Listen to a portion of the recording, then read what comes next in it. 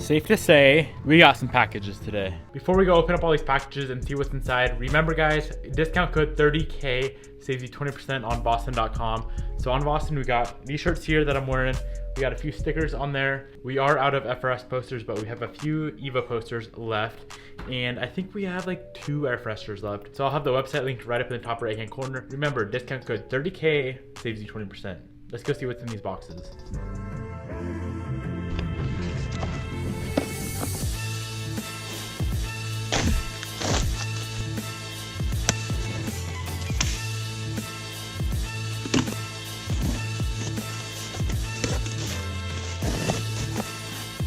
What's up guys, welcome to the vlog. Being that we have so many packages in the mail and so much stuff to do, it's hard to decide and figure out what exactly I want to do today. Rear brakes for the FRS, as you guys know, we're doing a full Brembo swap on there. Absolutely disgusting, but I got these for so cheap, I don't really care. Along with those, we have the rear rotors and new pads, a set of LED bulbs for the FRS as well. I want to do a video comparing HID versus LED. This is actually a sponsor deal. A company reached out to me and asked me to do a review on those, so I'll be doing that. These are like little wide body panel fender things for the Evo 8. They kind of pull the front fenders out so I can fit the new wheels I ordered in. This stuff here for the Evo 8 as well. It is the accessory belt with the pulley and then a tensioner right here because that belt is very squeaky. And then lit lights. This is actually another sponsor. They reached out to me on Instagram. This is for the FRS. So the boomerang on these Spec D lights, that is like a color changing one slash a sequential blinker, so that is gonna look super good. I'm not sure when I'm gonna have time to get around to that, but I'm pretty pumped on that. So we got a good amount of packages in today. It's always fun getting a bunch of stuff in the mail, opening it up. This thing has been kind of neglected, I'm not gonna lie, but we're taking it to LA here in a few days, so today is the day we start working on it. We also have a few other things to do on the car. We have this TPMS monitoring system for the car. So basically it hooks up to the wheels like a factory TPMS and then hooks up to my Android radio in there, and it's a live view, a live feed of all my tire pressures. And then if one gets low, I'll have a warning go off. But yeah, it's gonna be super nice monitoring these tires, especially on a long drive. It kind of burns through tires pretty fast these days because I do have a decent amount of camber on it, as you guys can see.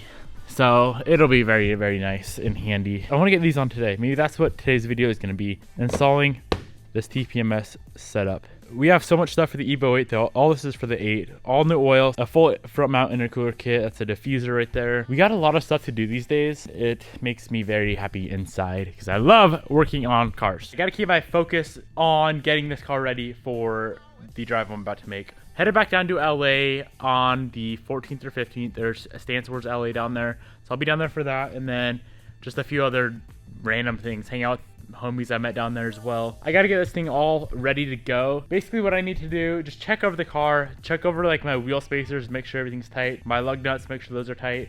Get this TPMS live view thing set up on the car. Make sure we don't have excessive tire wear already. Obviously check over all the fluids, oil, antifreeze. So let's take a look at this TPMS monitoring system. I'm not exactly sure how it all works. I just got it in the mail not too long ago. So let's open it up and see what all is included inside the box. To use something like this, you do have to run one of these Android head units, something similar to this. So I have one in here, as you can see, and I have one in the Evo as well. I am planning on putting one in the Evo 8. Now, as always, if you want either of the TPMS kit or this radio, I'll have both linked down in the description box below. And remember, if you want to use this TPMS sensor kit, you need one of these Android radios. They do make a separate system that comes with like its own little live view screen thing. I might as well link that down below. But basically what it is, all the sensors and then just a little screen that is not part of the radio. So like I said, I'll have that linked down below as well. So open this thing up. Hopefully there's instructions included. I'm guessing that right there plugs into the back of the radio, a little harness, and these here are the sensors. They sell 2 different versions. First version is a set like this. These are considered external sensors. They replace the stock valve stem cap, and then they have an internal sensor that looks exactly like a OEM TPMS sensor. I'm guessing it's kind of self-explanatory. I'm gonna have to pull the radio out. The receiver must be 20 centimeters away. So it says something about unscrewing the sensor apart from each other. Here's what I'm thinking. I have it unscrewed apart. You can see the battery here, and there's a little white paper under the battery. I'm guessing I just need to pull that out and then screw it back together, and we can get these on the car. All right, we got all those little white papers pulled out. I'm gonna go get these on the car, provided they fit on my VSXX.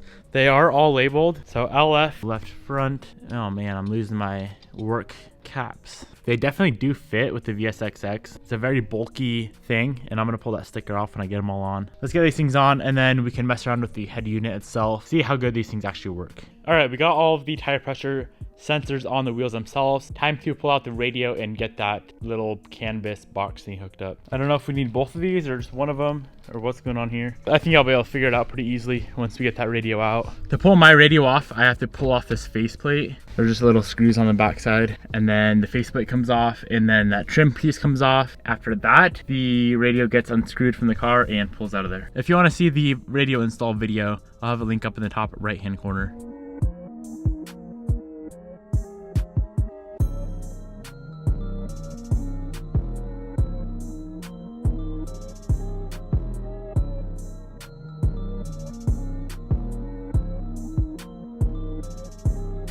We got the radio pulled out of the car. As you can see, there's a bunch of areas to plug in on the backside. On this little map right here, it shows number 11 is the TPMS. So I have it connected all up right here to that little box, this harness, and I'm gonna plug that into port 11. And then as far as where I'm gonna mount this, I might just throw it in the glove box, honestly. All right, I got the radio back up in the car. I'm gonna turn it on and see if these TPMS things are gonna work like they should. To get these sensors to learn to the head unit, there's a very specific way of going about it. So you have to make sure the positive side of the battery is facing up, as you see here, so the number's on top. We can get the cap screwed on. It should look like that when you're all said and done. Now go into your head unit, click on TPMS, come over here where it says TPMS, go down to the little link looking button, and whatever one you're about to learn to the car, so this is the left front, as you can see, we're gonna hold down on this left front. It'll start blinking and say FL are learning, and that has to be off the car when you click on the learning button. As soon as it says it's starting to learn, screw the TPMS sensor onto the tire stem. You'll hear a little bit of air come out and then seal back up. Make sure it's on nice and tight. You can use that little wrench they include to tighten it up all the way if you want. And then it'll say it's learning, and then it should say learning success. Just like that, we are good to go.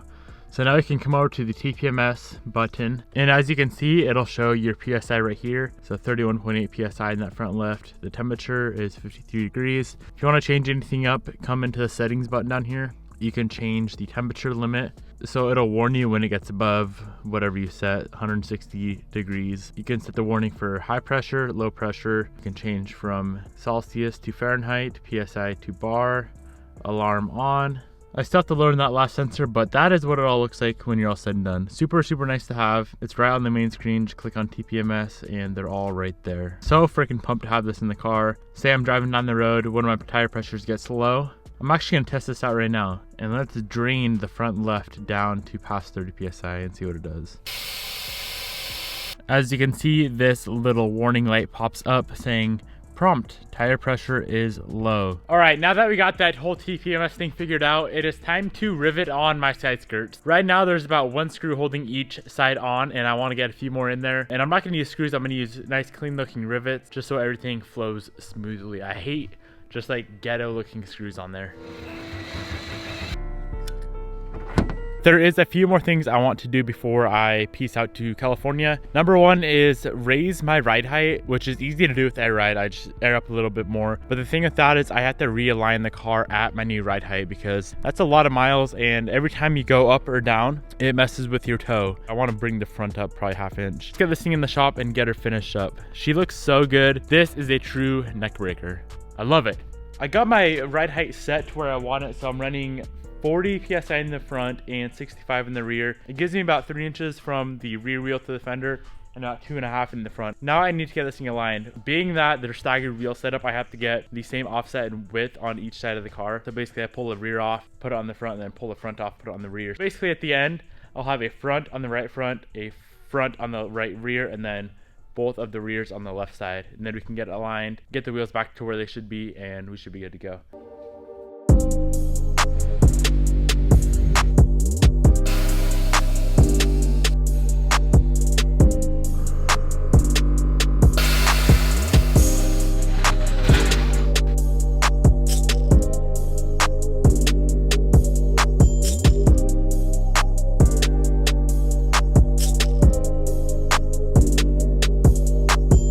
We have the same exact width and offset on the right side and the same exact width and offset on the left side.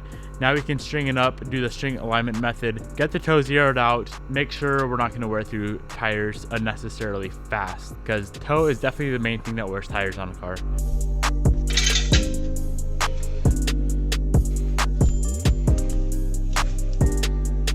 So I have everything stringed up, and honestly it's so close. Being that I only went up maybe ½ inch in the front, or maybe 3/4 of an inch in the front, the toe is off a tiny bit. It's towed in maybe, what is that, like an 1/8 inch on both fronts. The rears are still perfect.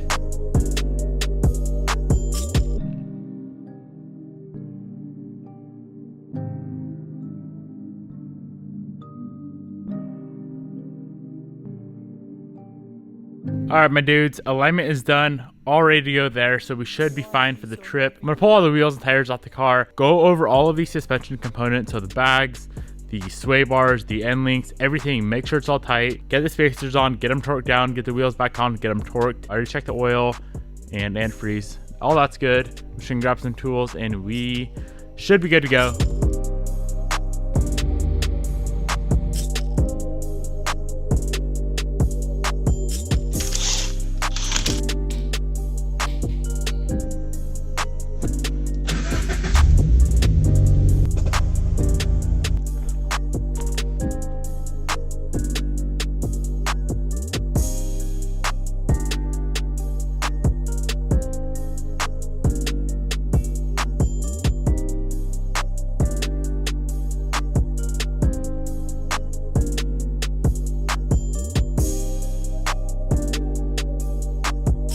I definitely do want to put a few miles on this car before I take it all the way down to LA. So I'm actually gonna take it to town today, go to the gym, go head over to the apartment, do whatever. Just try to get at least like 100 miles on the thing before I take it on another 1800. Actually, it was way more. Last time I went to LA, total trip there, all the driving on there and drive back was like, I think it was like 5,000 miles. It is so insane. Every time I drive this car, it's so far, but so many miles on it. It's crazy. It's been holding up well though. The only issues I'm having is tire wear, because of all the camber, but I don't mind that, honestly. I'm actually trying to work with the company right now for tire sponsorship for all of my vehicles, so hopefully that works out. Hoping and praying that it does, because that would be absolutely amazing. This thing's looking absolutely sick. It's so wide. I never really get to drive this car, never really take it out much. When you have a very comfortable, built, fast Evo 10 and a stock FRS that's wide bodied, I think anyone would pick the Evo 10 over an FRS for daily driver. But don't get me wrong, I do absolutely love this car still. If you had to pick one of these 3 cars to keep out of all 3 of these things, which one would you keep? Me personally, I would keep this baby right here.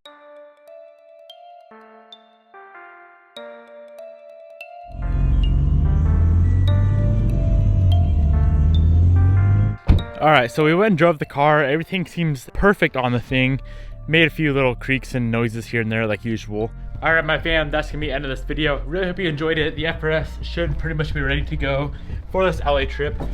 Stay tuned on the channel to see all these epic vlogs, epic adventures down in LA with crazy cars, crazy good friends. If you guys enjoyed this video, smash that thumbs up button down below, and also remember, go comment and let me know what car would you keep out of all 3 of them, the 8, the X, or the 86.